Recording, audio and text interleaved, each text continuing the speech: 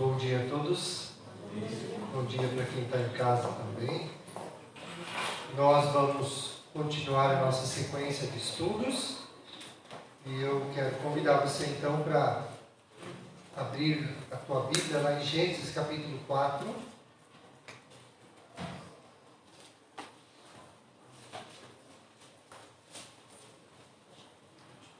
Livro de Gênesis capítulo 4. Estamos falando sobre Caim e Abel, ou Abel e Caim.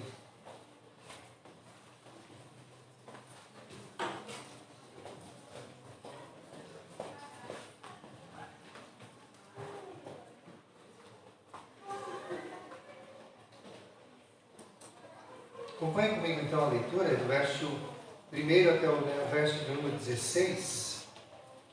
Coabitou o homem com Eva, sua mulher. Esta concebeu e deu à luz a Caim. Então disse: adquiri um varão com auxílio do Senhor.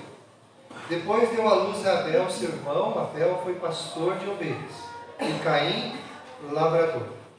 Aconteceu que no fim de uns tempos trouxe Caim do fruto da terra uma oferta ao Senhor. Abel, por sua vez, trouxe das primícias do seu rebanho e da gordura deste. Agradou-se o Senhor de Abel e de sua oferta, ao passo que de Caim e de sua oferta não se agradou. Irou-se, pois, sobremaneira Caim, e descaiu-lhe o semblante. Então lhe disse o Senhor: por que andas irado? E por que descaiu o teu semblante? Se procederes bem, não é certo que serás aceito? Se todavia procederes mal, eis que o pecado jaz à porta.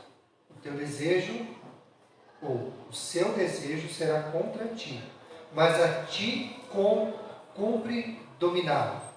Disse Caim a Abel, seu irmão: vamos ao campo. Estando eles no campo, sucedeu que se levantou Caim contra Abel, seu irmão, e o matou. Disse o Senhor a Caim: onde está Abel, teu irmão? Ele respondeu: não sei.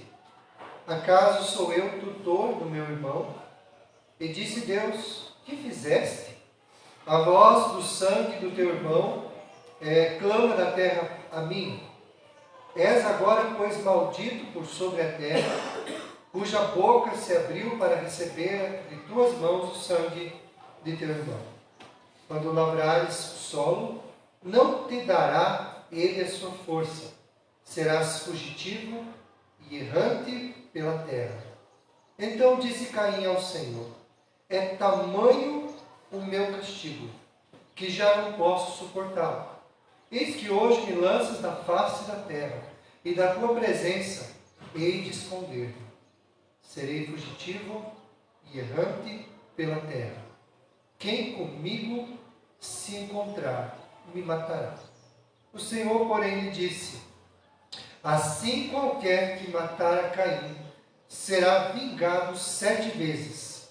E pôs o Senhor um sinal em Caim, para que não ferisse de morte quem quer que o encontrasse.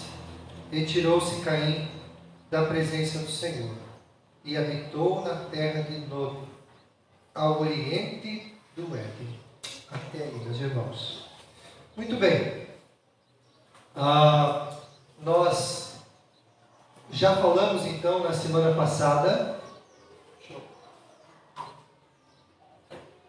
sobre esses dois personagens, né? O Caim e o Abel, e sobre a oferta de cada um deles, né? Os dois ofertam algo ao Senhor. Um é aceito e o outro é rejeitado.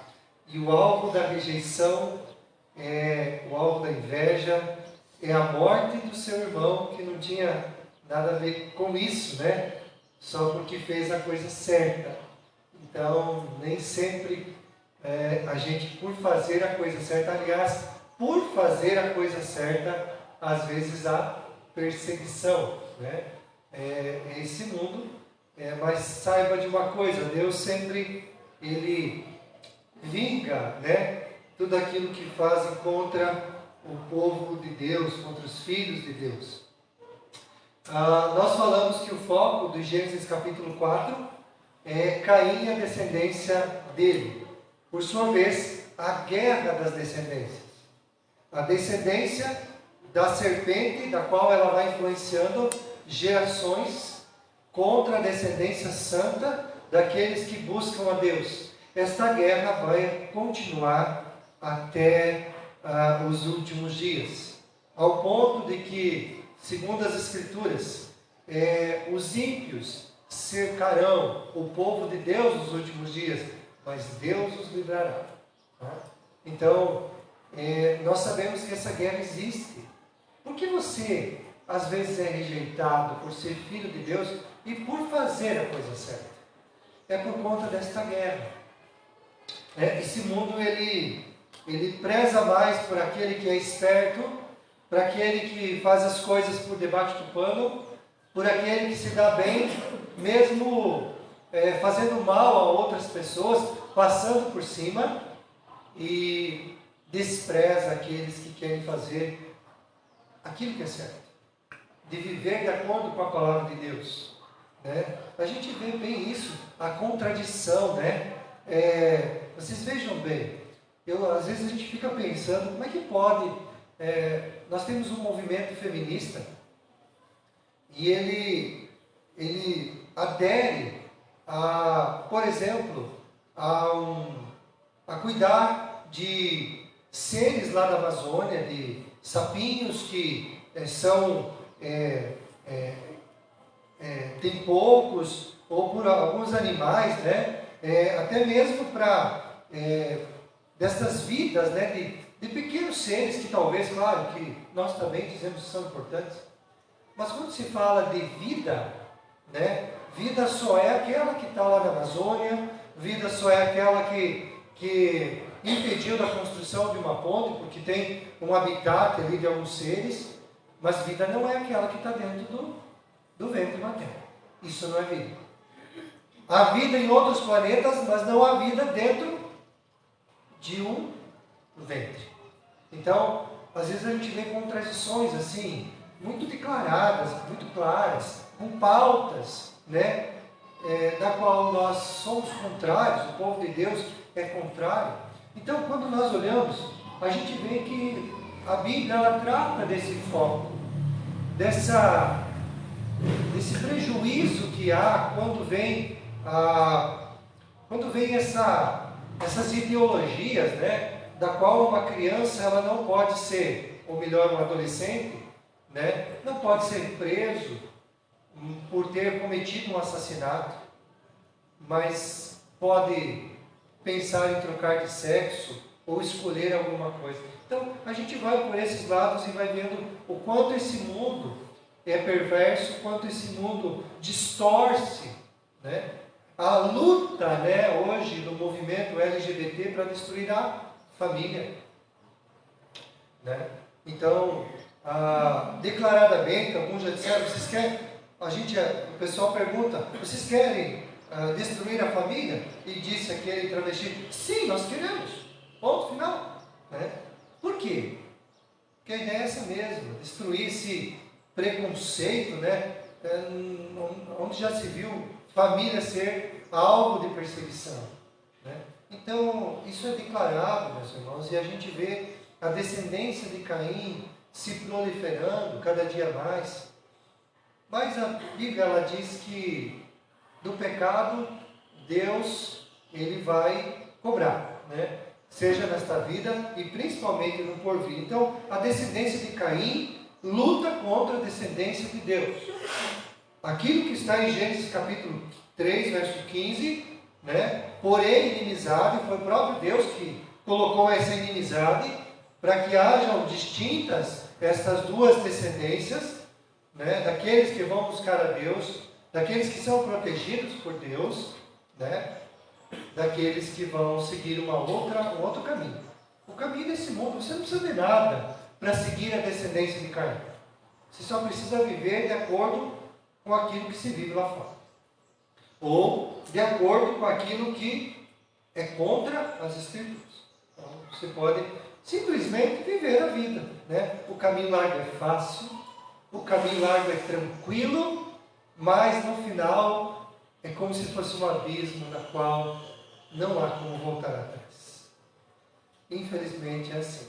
Toda a pompa desse mundo, todo o brilho dele, um dia se apagará. E aí não haverá mais chance para voltar atrás. Mas o caminho estreito, a porta estreita, continua sendo, para aqueles que creem, o melhor caminho. Hoje à noite nós vamos falar sobre Jesus, né? Ser o caminho, a verdade e a vida. Jesus continua sendo o melhor caminho. Mesmo que você seja rejeitado e perseguido. Mesmo que as pessoas olhem para você e digam, você é um tolo. Olha, todo mundo aqui está usufruindo, né, desse, tá certo, é imoral, é ilegal, mas todo mundo está fazendo, por que você também não faz? E aí você continua sendo aquele que, o do contra, né, remando contra a maré. Mas a Bíblia ela fala que há uma alegria em fazer isso, em alegrar a Deus e o coração de Deus. Então pense bem, qual é a descendência que você está seguindo, né?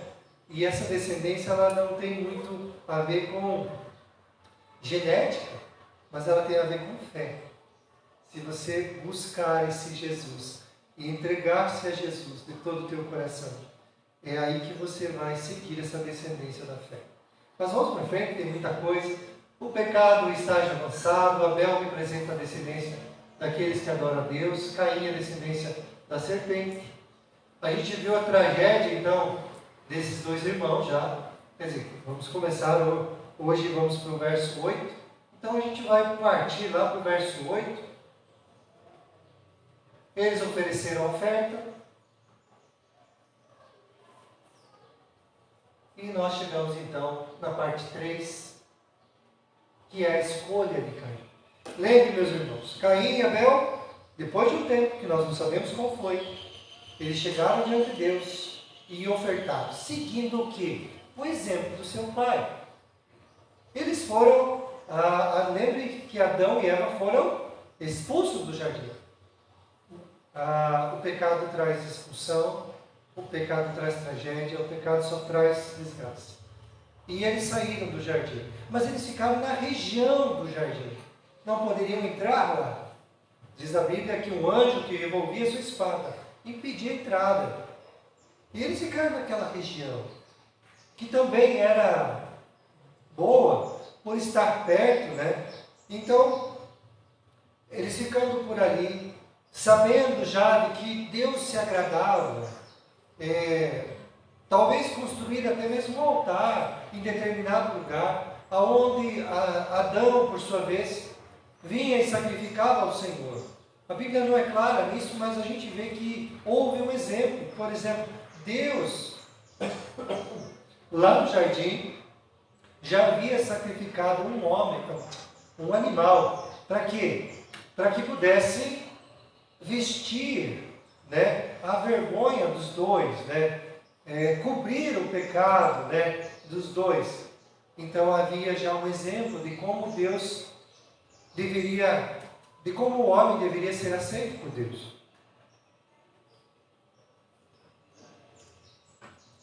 Esse exemplo, Abel e Caim, eles seguiram. Então eles olhavam para o seu pai, né? E quanto é importante, né, gente, veja, às vezes uma criança, ela não precisa orar por muito tempo, até mesmo ser adolescente. Mas ela vê o exemplo do pai e da mãe orando, por exemplo. Do pai e a mãe lendo a Bíblia. Esse exemplo é muito forte, porque é por ali que eles vão se basear. E mais cedo ou mais tarde eles vão fazer a mesma coisa que o pai e a mãe fizeram. Então por isso é muito importante que você não apenas chame os filhos para fazer uma oração, ler a Bíblia todos os dias, mas também que você faça isso sozinho e que seus filhos, passando pelo quarto, possam olhar você de joelhos, ao redor da cama, clamando a Deus, pedindo ajuda. É muito importante que você dê exemplo dentro da sua casa. Seus filhos seguirão o seu exemplo, né? Alguém já disse que a fruta não cai longe do pé. Né? Então nós precisamos dar um bom exemplo dentro da nossa casa. E isso acontece orando, lendo as Escrituras, mostrando que você tem fé. Essa fé então vai ser conduzida também aos seus filhos, porque eles vão ver o exemplo que vocês têm e vocês dão. Então, a escolha de Caim, como nós já falamos, eles ofertaram, e quando ofertaram, um trouxe do melhor do rebanho, diz a Bíblia, das primícias. Foi lá, procurou a melhor ovelha, o melhor cabrito e trouxe ao Senhor. Né? Não pegou o manchado, não pegou o coxo, não pegou o que estava doente, não pegou aquele que era pequeno, mirrado, ele pegou o melhor e trouxe ao Senhor. Né? Eu acho muito interessante isso, porque eu mesmo, antes de conhecer as Escrituras, eu lembro que o meu pai sempre dizia assim, olha, o melhor, quando ele pegava os frutos lá, ele dizia, o melhor é para o meu pai. O melhor é para o meu pai. Né? E aí você encontrava uma fruta bem bonita, às vezes que destoava das outras, e você guardava para levar para casa e dar para a mãe ou dar para o pai. Quem já viu esse exemplo assim de casa? Né? Pegou isso e disse, nossa, vou pegar e vou levar lá para a mãe e vou levar para o pai. Quando a gente... Isso não é por acaso. Quando nós pensamos no melhor da nossa vida, a gente pensa em entregar para quem? Para o pai. É o melhor da nossa vida. E tem muitas pessoas que fazem que a gente é tentado a dar o que a gente tem de sobra. O que é, já que tem que dar mesmo, vamos dar esse negócio aqui. Já que tem que ofertar alguma coisa, vamos ofertar isso aqui que está me sobrando, ou que não está muito legal, vou levar. E a Bíblia diz que isso mostra o nosso coração. Porque aonde estiver o teu tesouro, ali também estará o teu coração. Se você ama muito a Deus, você quer agradar a Deus, o teu Pai. E aí eu pergunto para você, a gente já fez essa pergunta. O que você tem ofertado a Deus? Tua vida? As pessoas conhecem você por essa oferta? Aquilo que você tem, né? Eu conversei com uma pessoa esses dias, ela disse assim, pastor, ela falava do sócio, porque do sócio, meu sócio. Eu fiquei pensando, mas eu nunca vi alguém que tinha sócio, nunca vi. Eu perguntei, mas quem é teu sócio? Ele é o teu patrão. É Deus? É Deus. Nossa, me surpreendi com aquilo, né? Legal, né? Quem é teu sócio? Às vezes a gente fica pensando, quem é o... A gente pensa nessas coisas na vida e diz, puxa vida, como a gente está longe de Deus. Porque a minha empresa é minha. Ela não é de Deus. A minha família é minha, não é de Deus. Os meus filhos são meus, não são de Deus. O melhor é sempre nosso. O melhor não é dado para Deus. Né? O que você tem dado para Deus? É o melhor? Ou é fruto de um coração endurecido? Um coração que diz, não, eu aprendi a dar, mas eu vou fazer como Caim. Nós estamos aprendendo, eu estou aprendendo muito com essa história de Caim. Apesar de já conhecer ela, mas eu nunca assim adentrei a esse texto assim claramente, para estudá-lo, para ver as particularidades e pensar que isso está falando para mim.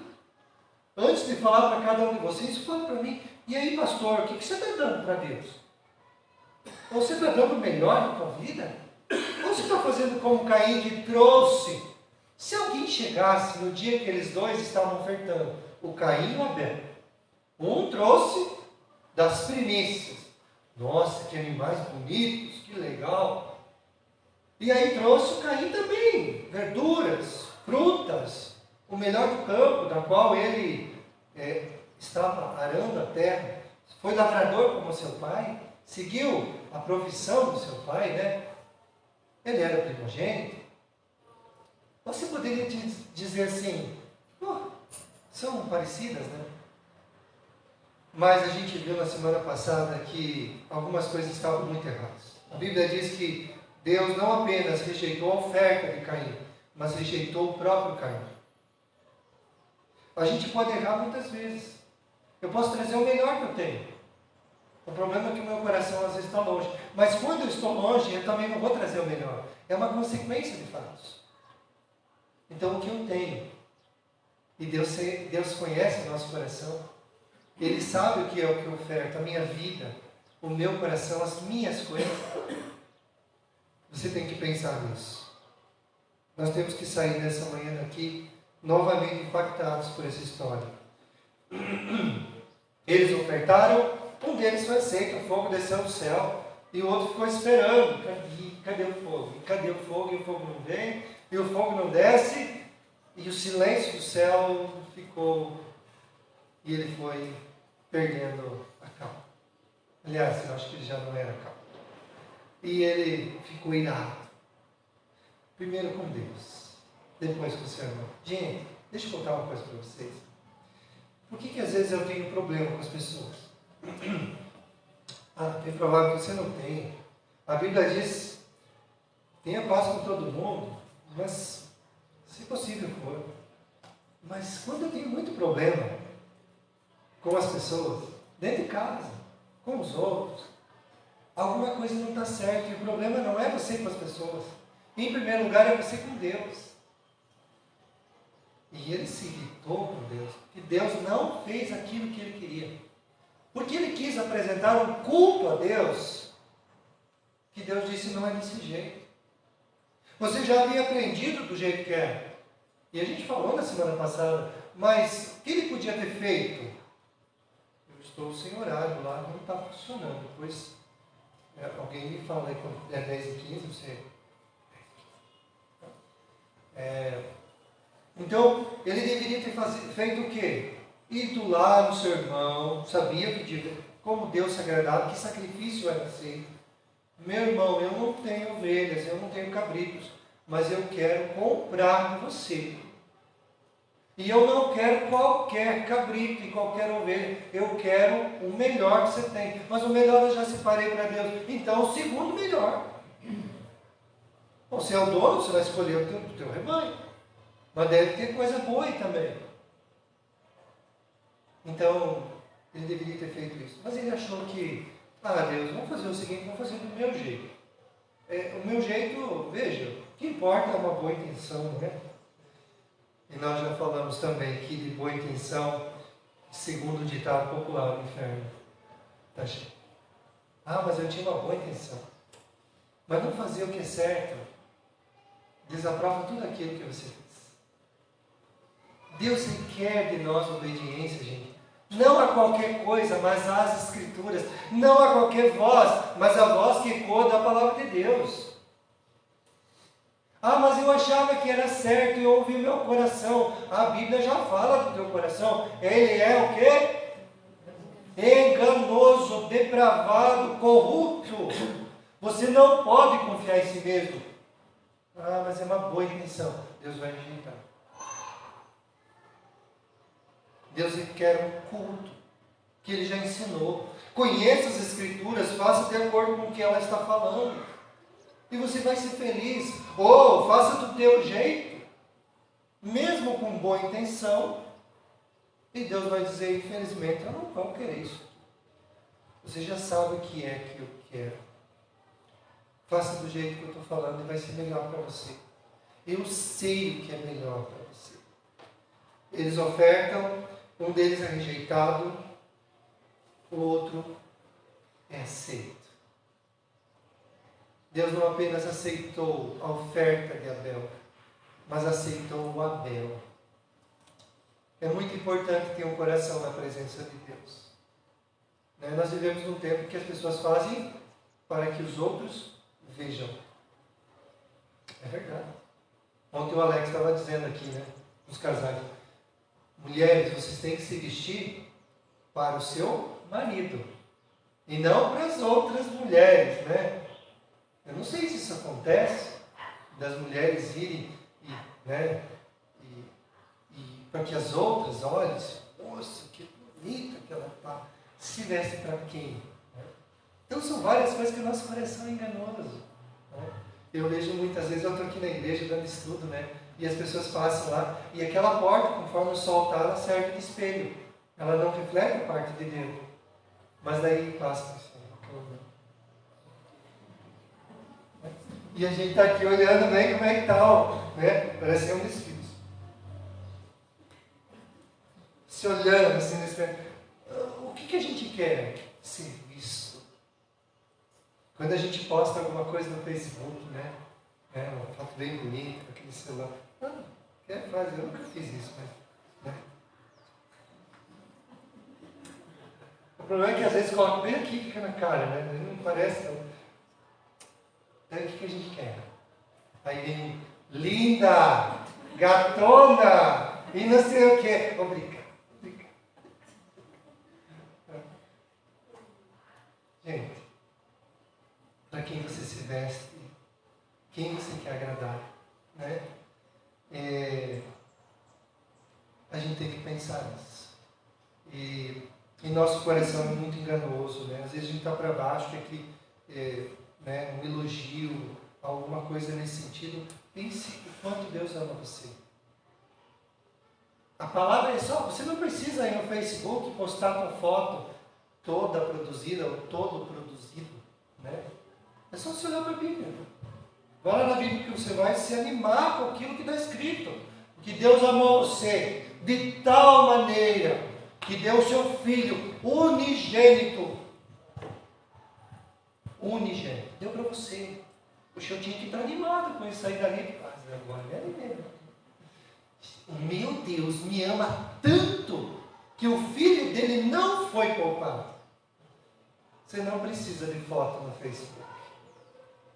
E não fique depois dizendo, pastor, você falou para mim, eu não sei de nada da tua vida. Apesar que eu olho as coisas. Então, fique depois, pastor, falando não. Então, assim, gente, pense bem, quem você quer? Você quer ser aceito por quem? Né? A escolha de Caim. A história se repetiu, meus amigos. Que história que se repetiu? A história de Adão. Vocês lembram o que aconteceu com Adão? A escolha errada. Eles tinham tudo para fazer o que era certo. Deus vinha todo dia tomar chimarrão com eles, conversar toda a viração do dia. E eles tinham perguntas, eram respondidas, eles tinham comunhão. Vinha a serpente uma vez e eles escolhem ouvir a serpente mentirosa, ardilosa. Uma vez. Eu fico de cara quando penso nisso. Quanto tempo, a Bíblia não diz quanto tempo o Senhor vinha com eles no jardim, conversando, dizendo, fui eu que criei isso, eu sou o Deus de vocês, eu estou me apresentando, olha a criação. E eu imagino que as perguntas vieram, mas como que o Senhor fez isso? Adão e Eva ali andando com Deus, e aquilo era prazeroso, gostoso, eles sabiam que quem estava perto deles era Deus, que vinha todo dia. Mas a serpente vem uma vez. E eles olham para a serpente e dizem, sabe que é verdade o que você está falando? Mas não dá nem para dizer, né, uma coisa. O problema é que eu e você faríamos a mesma coisa. Enganados. Na própria cobiça do nosso coração. E eles não tinham inclinação para isso. É difícil de entender essas coisas. Mas a escolha foi errada. E a escolha errada causa o quê? Consequências. E as consequências levam a não ser aceito, a expulsão. Não adianta, gente. E daí não adianta a gente fazer como o Adão fez. Foi a mulher que o Senhor me deu. A gente sempre vai culpar outras pessoas por tomar decisões erradas. Eu, como pastor, já vi muito isso. Eu quero ir para longe de Deus. Eu tenho que culpar alguém. Eu tenho que culpar o irmãozinho que falou alguma coisa para mim que desceu atravessado. Eu tenho que culpar Deus, o pastor, uma liderança. Sempre a mesma coisa. Eu preciso ir para longe desse Deus, mas eu preciso de um álibi. Porque senão minha consciência vai ficar né? Não, mas eu saí por causa disso. Sempre a mesma coisa. Não muda a história. A história se repete sempre quando eu quero me afastar de Deus. Alguém precisa ser culpado. Eu não. Que seja Deus, então, que não fez o que ele deveria ter feito. Que seja fulano, ciclano, sei lá, a gente vai culpar alguém, mas eu não. Como é difícil a gente reconhecer o pecado. Deus chegou para Adão e disse: o que você fez, cara? Foi a mulher. E a mulher disse: foi a serpente, a serpente. E aí, não tem mais ninguém preocupado. Certo, fui eu. E a gente vai jogando a culpa para os outros.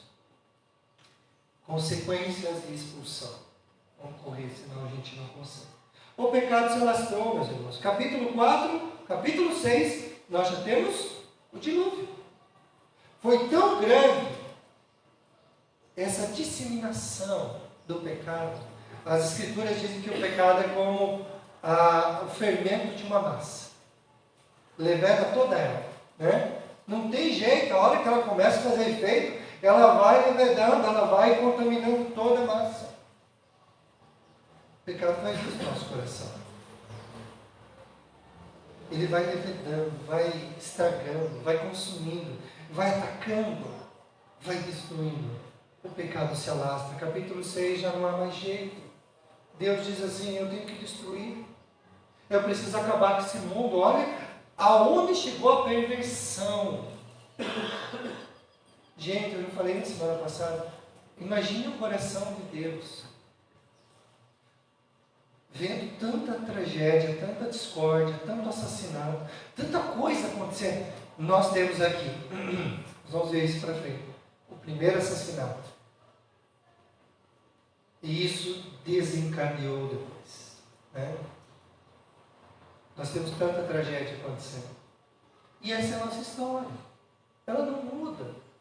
A gente consegue entender que o melhor é estar com Cristo, fazendo a vontade dEle, ouvindo a voz de Deus, obedecendo a sua palavra, porque se a gente não obedece, a obediência leva à bênção, à graça, à misericórdia, mas a desobediência, a consequências, expulsão, consequências nossas, da vida.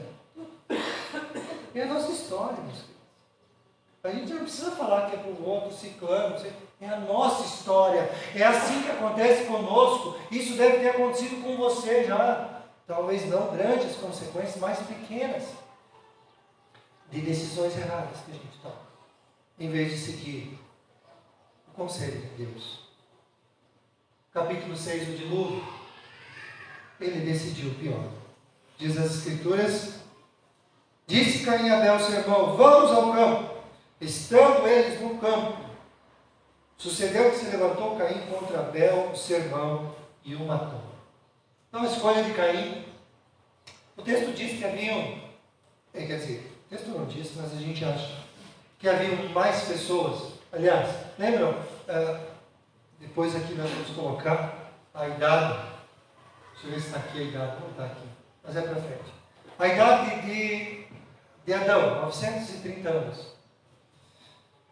Os meninos já deviam ter bastante tempo. Vamos pensar que eles tinham aí uns 200 anos já. Quantas pessoas já tinham? O casamento, na época, foi um casamento consanguíneo, entre irmãos. Depois Deus vai proibir isso, mas no começo ele deixou que isso acontecesse, para que pudesse ter muita gente. Então, ele não faz isso no meio dos seus irmãos. Já haviam outros, eles são os primeiros, mas ele tira o seu irmão porque ele premedita um assassinato. Como é que eu vou fazer isso na frente de todo mundo? E a gente quer fazer, né, longe dos olhos das pessoas. Esquece que Deus está vendo tudo. Deus está em todo lugar. Não há como fugir aos seus olhos. E a gente dá aquela olhada, não tem ninguém, vamos lá, Deus está assim. Em vez de olhar para cima, eu sempre digo: gente, está querendo pecar? Não adianta você olhar só para os dois lados. Olhe para cima, que daí você vai pensar 2 vezes antes de fazer o que é errado. Há mais pessoas, vamos para o campo. Premeditou, assassinato doloso. Eu sei, gente. Aquilo amargurou o coração deles, eu tinha que dar um troco. Veja o que a inveja faz, né? A inveja diz: eu preciso não preciso apenas ter o que a outra pessoa tem, a aceitação. Eu preciso destruir a outra pessoa. A inveja mata. Mata o alvo e mata a gente mesmo. Já falamos aqui sobre um dos 7 pecados capitais, né? A inveja. O que ela faz? A destruição dela.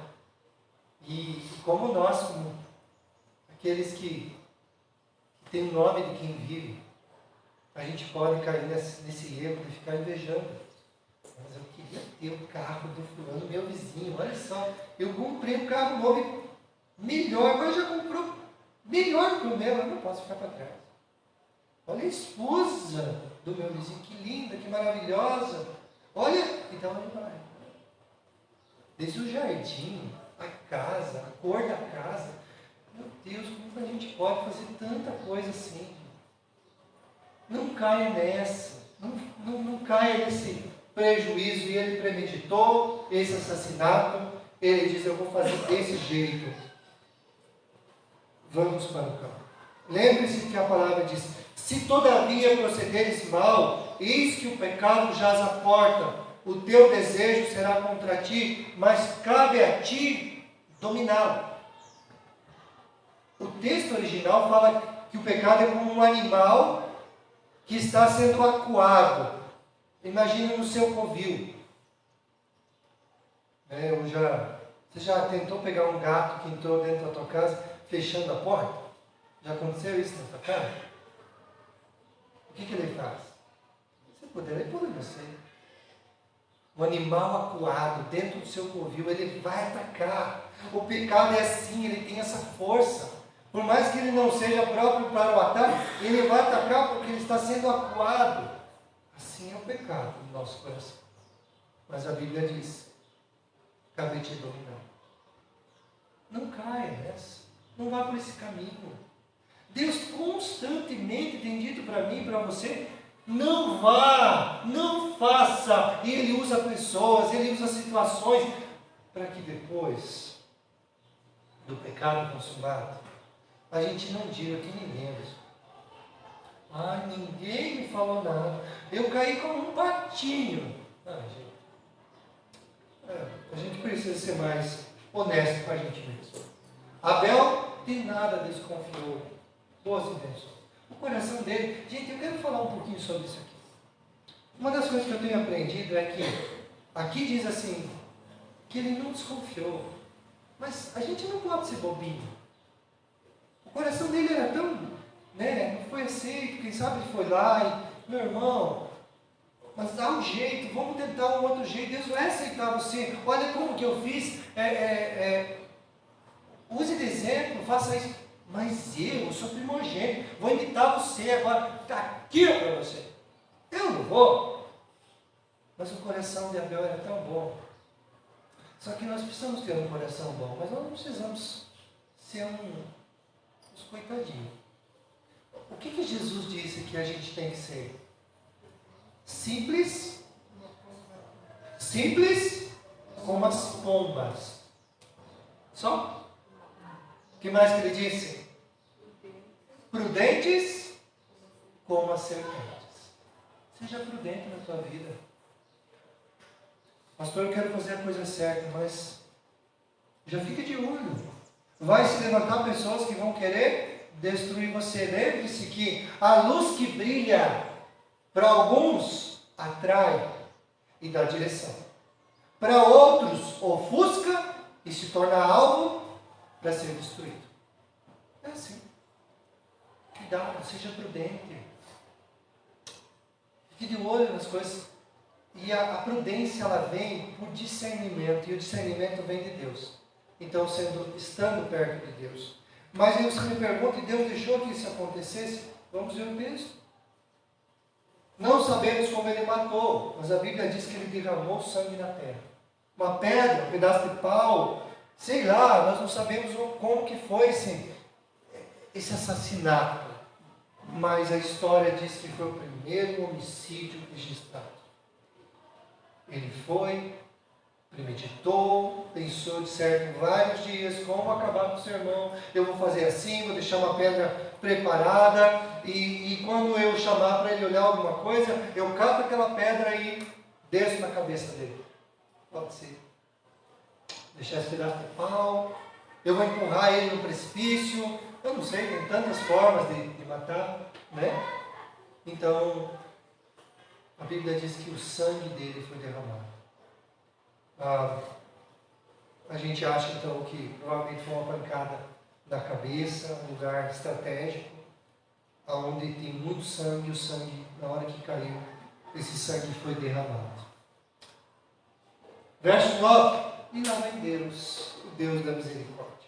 O que você faria com Caim, sabendo que você já tinha avisado?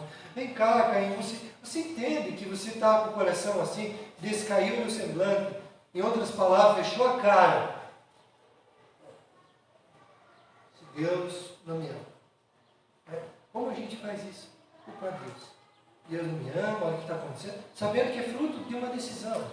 E aí ele fecha a cara e Deus vai lá falar, cara, se você fizer o que é certo, não será aceito. Só faça o que é certo. Não precisava falar com ele, mas Deus vai lá, misericordioso. Gente, o capítulo 4, do verso 1 a 16, deveria ser a misericórdia de Deus. Como Deus trata com o pecador, sempre levando, vem cá, muda a situação, olha, tem perdão se você se redimir, tem perdão se você confessar, há perdão se você mudar de vida. E Deus está ali mostrando sua misericórdia. Vai lá falar com ele. Verso 9. Disse o Senhor, onde está Abel, teu irmão? O que vai falar com ele, né?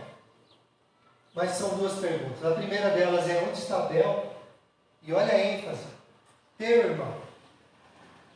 Eu acho muito interessante, né, que nas brigas familiares a gente prefere omitir, né? Tipo, se o irmão está brigando com outro irmão, olha o que esse teu filho está fazendo. Por que a gente faz isso? Que naquela hora não é meu irmão. Olha o que esse teu marido está fazendo, que naquela hora não é teu pai. E a gente prefere fazer esse tipo de coisa. E Deus chega e diz assim, cara, você sabe o que você fez. Teu irmão. Ele é teu irmão. Olha a tragédia que você cometeu, sabendo que eu havia avisado você. A pergunta dele é, onde está Abel, teu irmão? Deus não sabia? Vocês não lembram dessas duas perguntas que foram feitas lá no jardim, dentro do jardim? Para Adão? Vocês lembram das perguntas que foram feitas? E Deus chegou para Adão e fez perguntas? Duas perguntas. Aqui acontece a mesma coisa. Aonde está Abel, teu irmão? Eu sei onde é que está. Eu estou dizendo para você que eu quero que você confesse. E confessando, você entenda que você fez coisa errada. E entendendo, você peça perdão. Porque sempre há perdão para aquele que se arrepende de todo o coração. É o capítulo da misericórdia. É o capítulo de dizer, eu errei, Deus, por favor, me perdoe. E Deus não vê o coração, não dá para ir. Eu errei, Deus, me perdoe, tá? Não adianta. Deus está vendo o coração. Ele sabe. Desculpa. Ele sabe o que você fez. E sabe esse arrependimento. E a resposta dele? Como é que está ali? Acaso sou eu? Primeiro, não sei. Mentiroso. Acaso sou eu tutor do meu irmão? Acaso sou eu que o Senhor colocou para cuidar dele? Você veja a resposta deste. Aí vocês veem o coração de Caim. É esse tipo de coração. É um coração que diz: acaso eu sou tutor dele? Acaso sou eu que cuido dele? Eu não sei. Uma resposta hipócrita, mentirosa e ainda com sarcasmo. Olha, Deus, só acaso eu que cuido dele? A segunda pergunta, o que foi que você fez? Deus não para por aí, eu já executava ele lá em cima, gente. Ainda bem que eu não sou Deus, né? Só que quando a gente fala assim que executar, a gente está dizendo para a gente mesmo. Então eu vou te executar. Mas o que você faria se fosse Deus? Não tem. O que foi que você fez? A voz do sangue está chamando por justiça. E Deus disse que fizeste sangue do teu irmão está clamando por justiça. Deus, você acha que Deus não quer e não vai fazer justiça por toda a injustiça que se comete nesse mundo? Ah, Deus acho que está dormindo, porque Ele... Não, gente. Só porque você não vê Deus julgando, isso não quer dizer que Ele não vai fazer. Aliás, eu acho que a maioria das injustiças serão julgadas só no dia em que essas pessoas chegarem diante de Deus.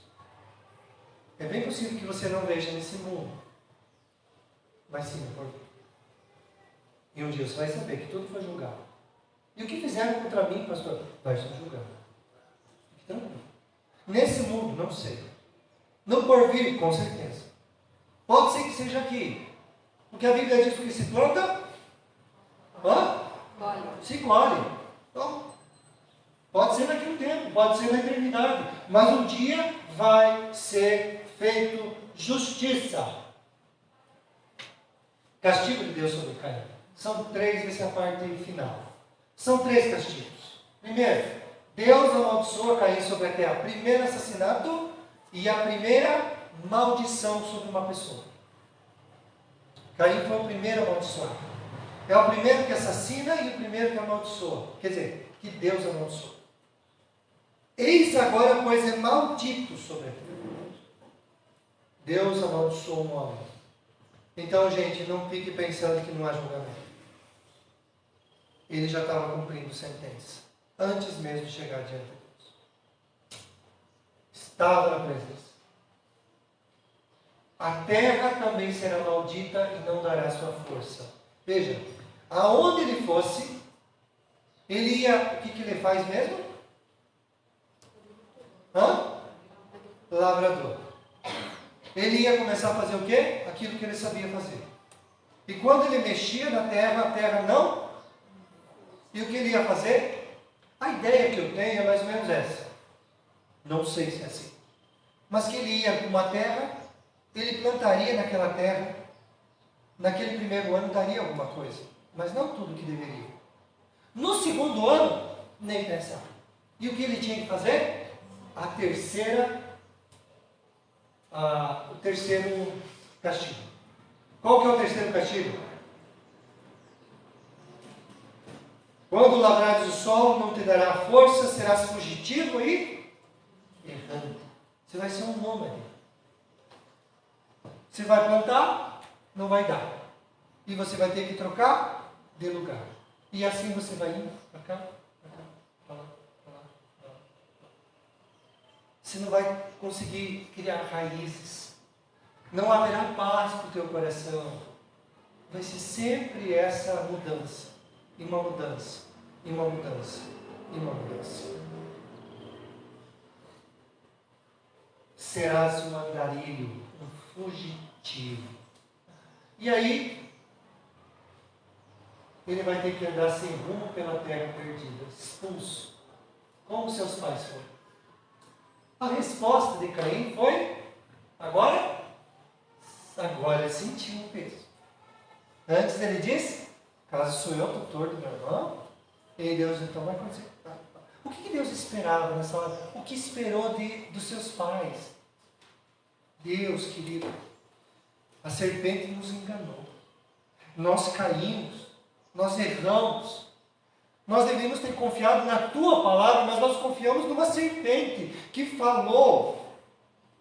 A gente pede perdão para ti. A gente errou demais diante de ti.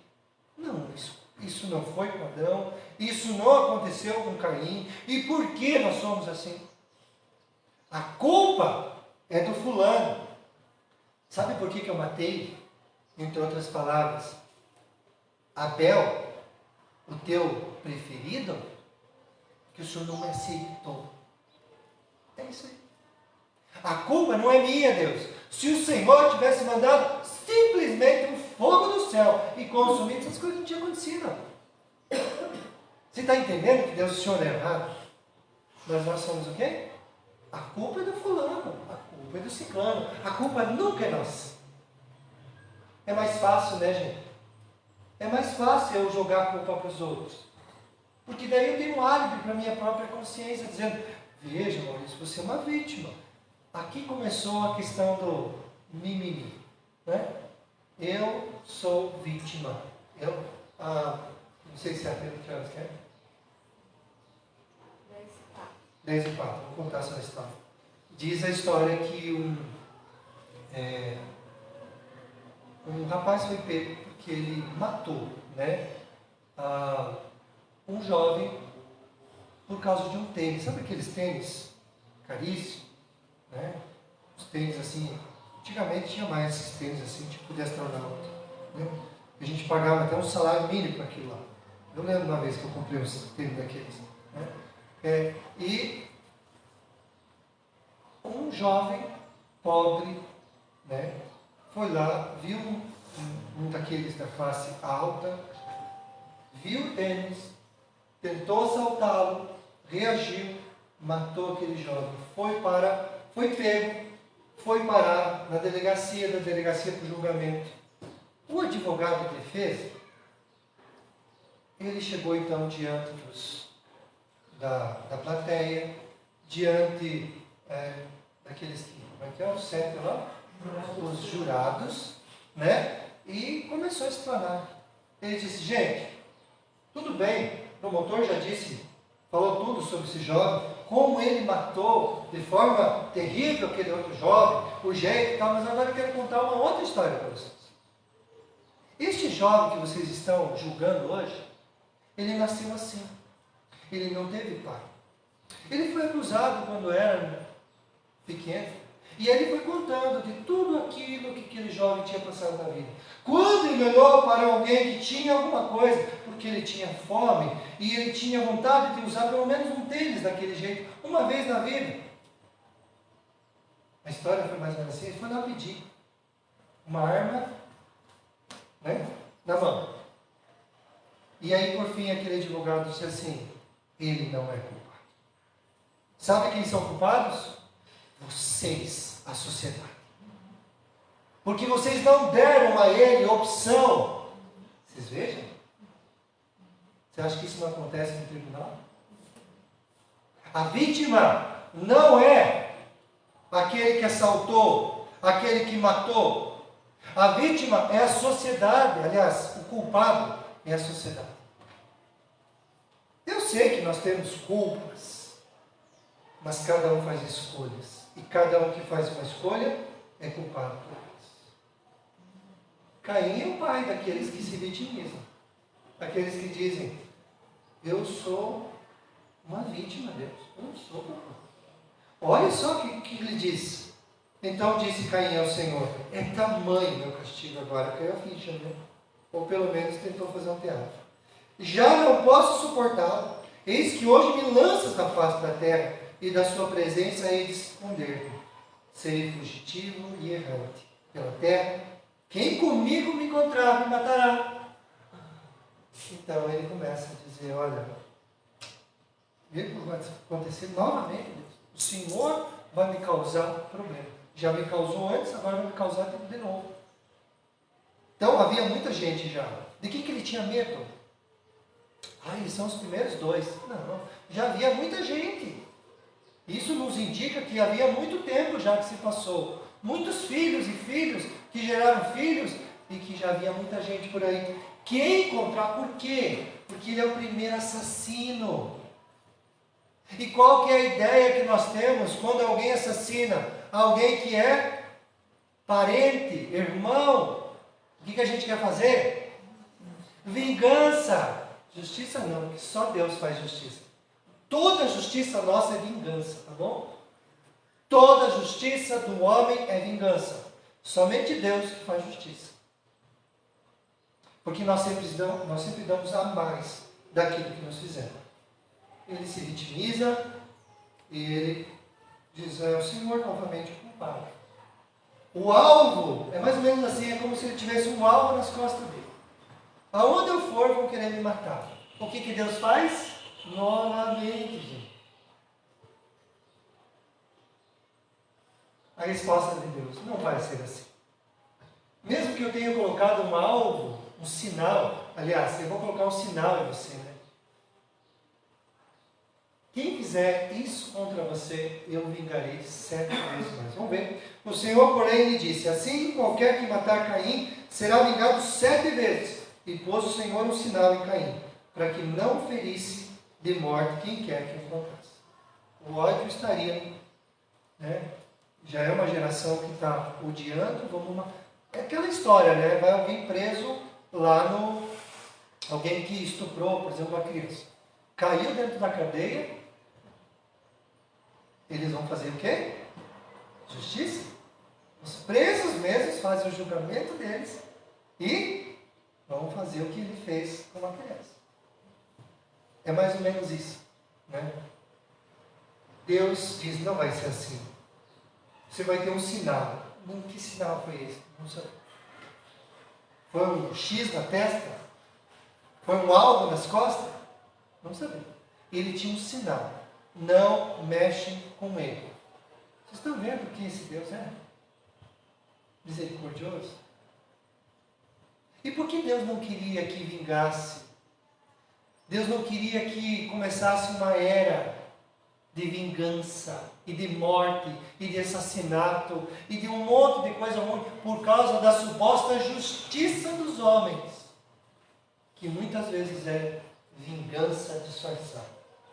Deus não quer começar com uma sequência de assassinatos. Não havia ainda suporte na época. Veja, a Escritura é a favor da pena de morte. É isso mesmo, está ouvindo? Tanto é que já no capítulo 6, Deus já vai falar que aquele que matar também será morto. Mas ainda não havia essa estrutura.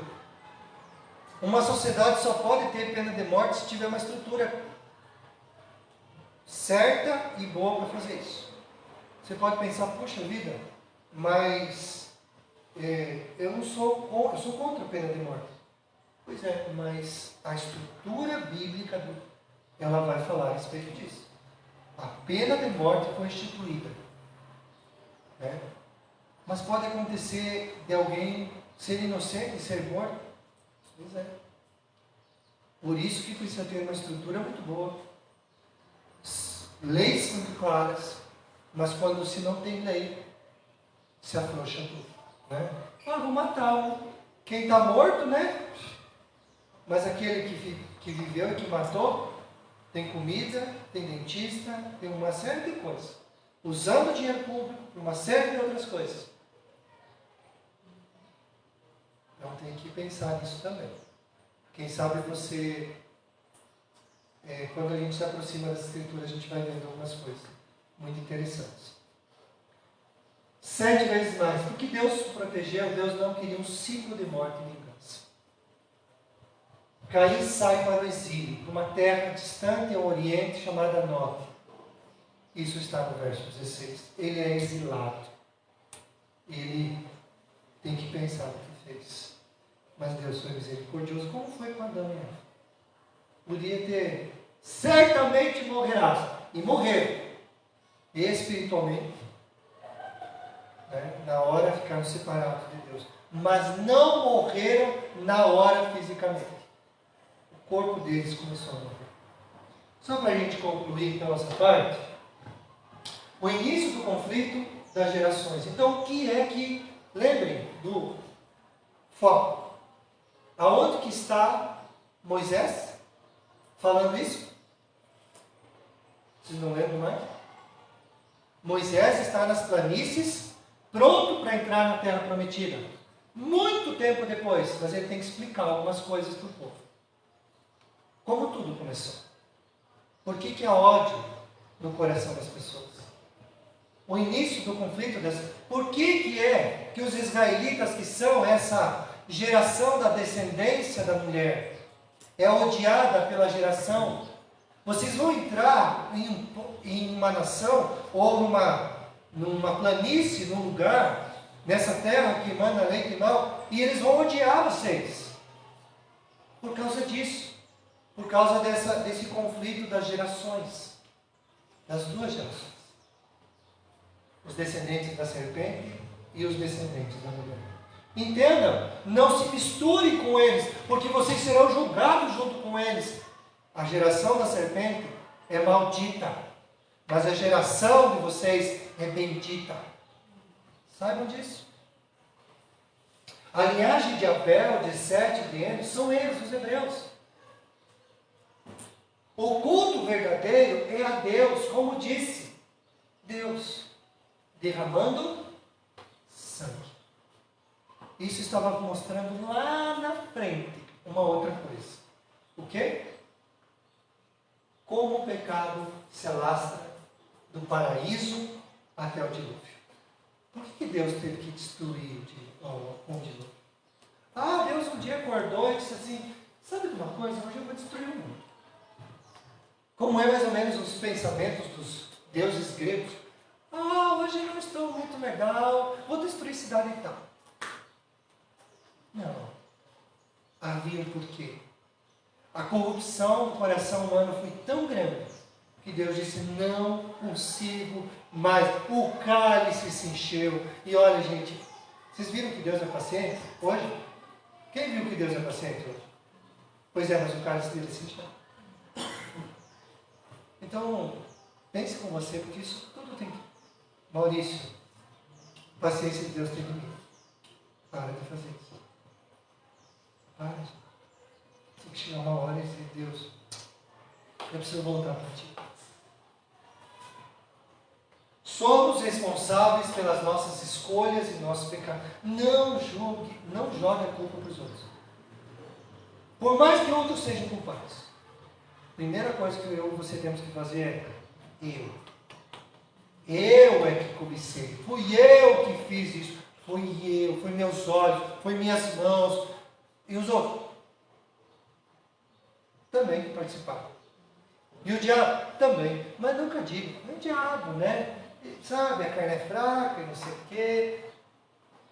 Chame para si a responsabilidade. Deus ama quando isso acontece. Agora, Deus odeia quando a gente começa com mimimi. Deus é culpado, fulano é culpado, não sei quem é culpado. Eu tomei decisões erradas. Fui eu que fui para longe de Deus. Eu que fiz tal coisa. Nós temos que aprender com Caim. Aliás, com Abel e com o erro de Caim. Não cometer o mesmo erro. Deus é misericordioso. E aí nós temos a esperança da vinda do Messias. Rapidamente, alguém pode ler Hebreus 12? Bem rapidinho. Quem que é bom aí de abrir aí? Hebreus 12, verso 24. Deixa eu ler. E a Jesus, o mediador da nova aliança, e ao sangue da aspersão que fala coisas superiores ao que fala o próprio Abel. O que isso quer dizer? Um dia, como foi derramado o sangue de Abel na terra, o descendente da mulher também derramará seu sangue. O que fizeram para Jesus foi justo? Mataram Jesus. Mas a fé de Abel fala até hoje. Aquele que crê em Jesus, que deu a sua vida no Calvário como sacrifício a Deus, trouxe uma porta para você, aberta, estreita, mas aberta. E todo aquele que tem a fé de Abel, que mostra a fé de todo aquele que crê, naquele que também foi derramado o sangue na terra, Jesus, é bem superior. O que Abel fez foi importante, mas o que Jesus fez foi muito superior ao que o autor das Hebreus está dizendo. O sangue derramado pela fé. O sangue de Abel fala da terra, que é a vingança. Mas o sangue de Jesus do céu diz: quem crer em mim será o quê? Purificado, perdoado. Sangue de um justo, Jesus, deu a vida por nós. E aí nós chegamos ao fim do capítulo, dos versos de número 11, 1 a 16. Meus irmãos, tudo isso deve nos levar a tomar decisões práticas. E a praticidade é, nós não podemos ser como Caim. Nós devemos ser como Abel. Nós temos que ter fé. Fazer o que é certo. Vem dificuldades, vem. Vão tentar até matar aqui. Vão. É verdade. Quem brilha? Alguns. Veja, mas quantos puderam se espelhar em Abel e dizer, vale a pena fazer a coisa certa, mesmo que alguém chegue e tire a própria vida. Porque eles podem tirar a vida de vocês, mas eles não tirarão a fé do coração de vocês. E um dia, como Abel, que foi para o céu, para um lugar muito mais. Alguém diz assim, mas tirou a vida dele. Quantos anos você acha que Abel tinha? É bem provável que Abel viveu talvez 3 vezes a idade que você vai viver na tua vida. E você vai dizer que Abel viveu pouco? Eu não sei. Mas ele provavelmente viveu mais do que você. Eles viviam muito tempo. Eu não digo que ele foi, agora, que ele foi tirado para um lugar tão ruim e levado para um lugar tão maravilhoso. Se isso é uma troca ruim, então eu não sei o que é uma coisa boa. Abel foi retirado desse mundo por conta da sua fé, para viver com o próprio Deus. Bem vista é a morte dos seus santos, diz as Escrituras. Deus se alegra quando Ele recolhe pessoas que creem lá no aprisco celestial, porque lá há alegria, paz que não tem fim. E se você soubesse e pudesse ver pelo buraco da fechadura o céu, você diria, eu quero ir para lá já. Eu não quero mais ficar no céu. Então, pense nisso. Não seja como Caim. A tua oferta. O que você tem ofertado para Deus? É o melhor que você tem? É o pior. Nós sabemos. Nós sabemos. E Deus sabe muito mais. O que você tem dado para Deus? O melhor da tua vida? O melhor dos teus anos? O melhor da tua inteligência? O melhor da tua força? Não, eu estou dando isso tudo do trabalho, eu estou dando isso tudo para o estudo, eu estou dando isso tudo porque sabe, esse mundo, né, capitalista, selvagem, e a gente tem que fazer e tal. E Deus vai ficar em segundo plano? Olha o que aconteceu com o Caim. Não é. E se errar, Deus está pronto para perdoar você, se você não for orgulhoso. Ele está pronto. A gente aprendeu muito isso. Misericórdia. Que Deus possa nos ajudar olhando para essa história e não fazer o que Caim fez. Amém? Vamos ficar em pé?